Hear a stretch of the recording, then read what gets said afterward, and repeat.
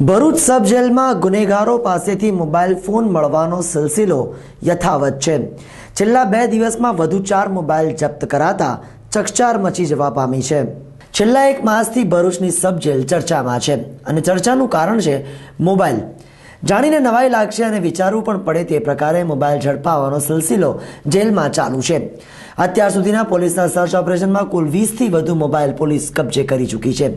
ખૂંખાર કેદીઓ જેલમાં call centre ચલાવતા હોય તેમ જાણે કે ખોફ વગર મોબાઈલ જેલમાં લેવા પડતા હોય છે, પરંતુ પોલીસના સર્ચ ઓપરેશનને કારણે આજકાલ જેલમાં પણ ટપોરીગીરી કરતા તત્વો બિલાડીના ટોપની જેમ થઈ ગયા હોય તેમ લાગી રહ્યું છે।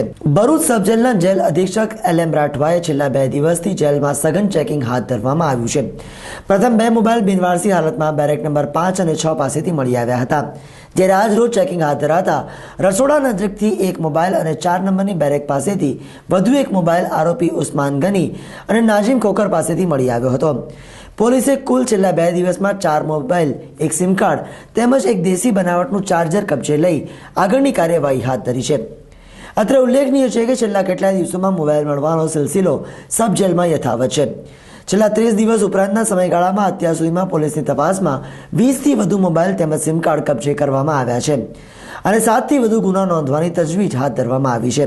ખૂંખાર આરોપીઓ પાસે આટલી મોટી માત્રામાં મોબાઈલ્સ કઈ રીતે પહોંચે છે તે પણ સવાલ જેલ પ્રશાસન સામે ઊભો છે।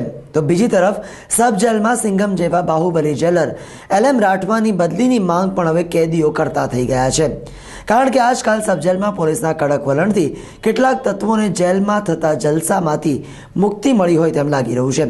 હવે આવા તત્વો જેલમાં પણ હવાતિયા મારતા હોવાનું જાણવા મળી રહ્યું છે।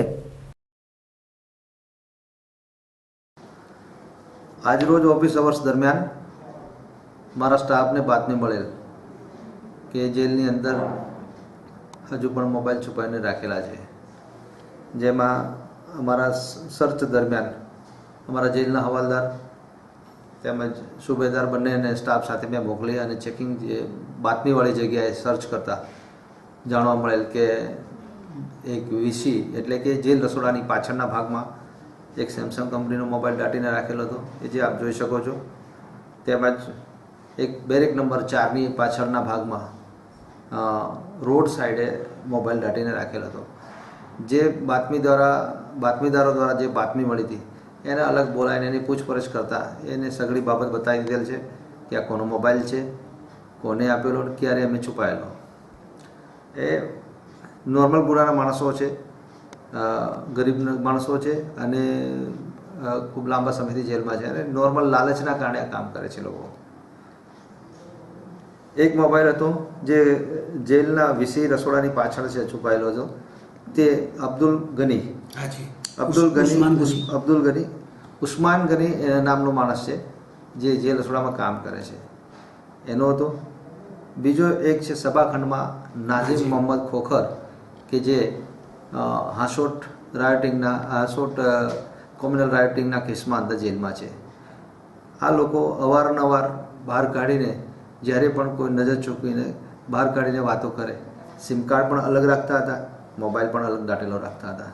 અને આપ જોઈ શકો છો કે જે આ ચાર્જર ટાઈપ આનો ઉપયોગ બનાવેલો, આનો ચાર્જરમાં ઉપયોગ કરતા અને જે ટ્યુબલાઇટની અંદર ફિક્સ કરીને રાખે, જેથી કરીને બહારની કોઈ પણ એજન્સી આવે તેને આનો બિલકુલ ખ્યાલ ન આવે, કારણ કે તમને એક નોર્મલ વાયરિંગ જેવું લાગે કે ભાઈ આ કંઈ હશે એવું, પરંતુ આ ચાર્જર છે, આ ટ્યુબલાઇટનો જે ચોક હોય છે એમાં ફિક્સ કરીને એને સંતાડી અને આના દ્વારા ચાર્જિંગ કરતા, મોડી રાત્રે બહાર કાઢીને મોબાઈલ ચાર્જ કરતા।